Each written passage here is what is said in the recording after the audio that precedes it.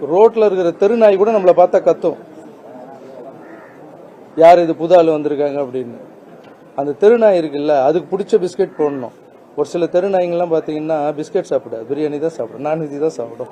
அதுக்கு பிடிச்ச மாதிரி செஞ்சு அதை போட்டு அது நம்மளை கத்தாமல் பார்த்துணும். ஒரு நாய்க்கோ ஒரு வீட்டுக்கே இவ்வளோ ஆகுதுன்னா ஒரு நாட்டை கொடுத்துருக்கீங்க, கொஞ்சமாவது டைம் கொடுங்க.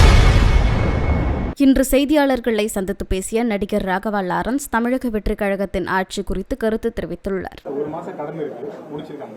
அவருடைய செயல்பாடுகள் எப்படி இருக்குன்னு பாக்குறீங்க, எப்படி மதிப்பிடுறீங்க? இந்த ஒரு மாசமா நான் பார்த்துட்டு தான் சார் இருக்கேன். இந்த அரசு என்ன பண்றாங்க, அவங்களுடைய செயல்பாடுகள் எப்படி இருக்குன்னு தான் உங்களுடைய கேள்வி. என்னை பொறுத்த வரைக்கும் ரொம்ப நல்லா இருக்கு, சூப்பராகவே இருக்குன்னு சொல்லலாம்.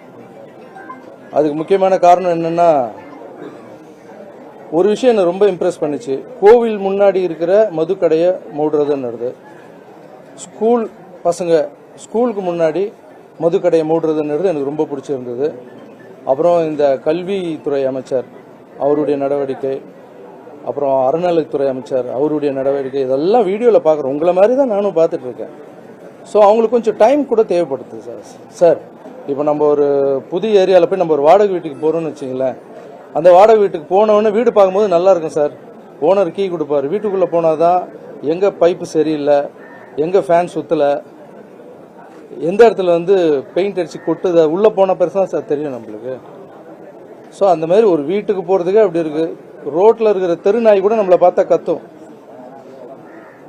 யார் இது புது ஆள் வந்திருக்காங்க அப்படின்னு. அந்த தெருநாய் இருக்குல்ல, அதுக்கு பிடிச்ச பிஸ்கெட் போடணும். ஒரு சில தெருநாய்ங்கெல்லாம் பார்த்தீங்கன்னா பிஸ்கெட் சாப்பிடாது, பிரியாணி தான் சாப்பிடும், நான்வெஜ் தான் சாப்பிடும். அதுக்கு பிடிச்ச மாதிரி செஞ்சு அதை போட்டு அது நம்மளை கத்தாமல் பார்த்துணும். ஒரு நாய்க்கோ ஒரு வீட்டுக்கே இவ்வளோ ஆகுதுன்னா ஒரு நாட்டை கொடுத்துருக்கீங்க, கொஞ்சமாவது டைம் கொடுங்க. பாசிட்டிவாக திங்க் பண்ணுங்க. புதுசாக அரசு வேணும், மாற்றம் வேணும்னு கேட்குறீங்க. மாற்றம் வந்துடுச்சு, மாற்றத்துக்கு கொஞ்சமான டைம் கொடுக்கணும்வா? ஒரு வாடகை வீட்டுக்கே நம்மளுக்கு இவ்வளோ கஷ்டப்பட வேண்டியது இருக்கு. ஒரு அரசாங்கத்தை புதுசாக கொடுத்துருக்காங்க. ஸோ என்னை பொறுத்த வரைக்கும் அவங்களுக்கு கொஞ்சம் டைம் கொடுத்தா நல்லதுன்னு நினைக்கிறேன். செய்திகளை உள்ளது உள்ளபடி தெரிந்து கொள்ள ரெஃப்ளெக்ட் நியூஸை சப்ஸ்கிரைப் பண்ணுங்க.